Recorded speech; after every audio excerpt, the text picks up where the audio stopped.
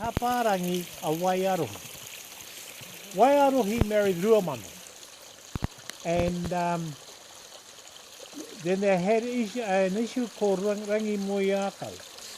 And Rangi Moiakau married Te Uira. And Te Uira is the kuia of our house, Te Uira at Horowera.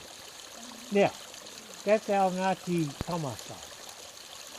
Over at Whare Puhunga, there's a place there called Whakamarama. A marae called Whakamarama. And the house there is called Rangi Moiaka. And the dining room is called Te Uira.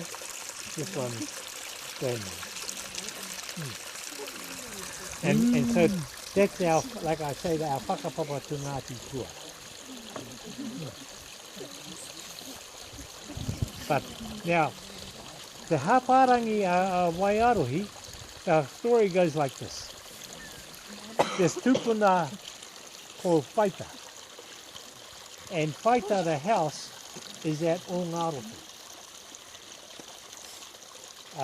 which is just by the Waikato River, just down the road from the Akamuri Bridge.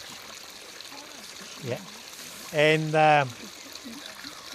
Whaita was coming through here, and Waiarohi was living up there, and he called him there. They had a bit of a liaison, and he said to her, I'm going back over to my place, which they used to live, he's living in Whakamarama, which Whakamarama is just on the southern side of Waikiri. And he says, oh look, here I'm going home, I'll be back. I don't know whether all men say that, but that's what he said. And so she waited, and he says, I'll leave these two guys here just to look after you. And he gave them strict instructions to look after her well. And they got a hoha with her. So she kept saying to them, yeah, I had this soon, and Faith is coming to get you today. So they got a bit hoha, so they turned their house.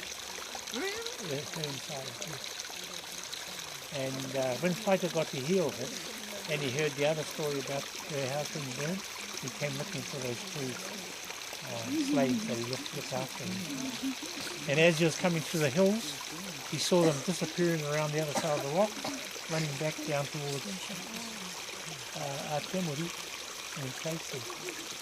And he caught them at Pohati Roa, and he killed them. That's the story, I think. Yeah.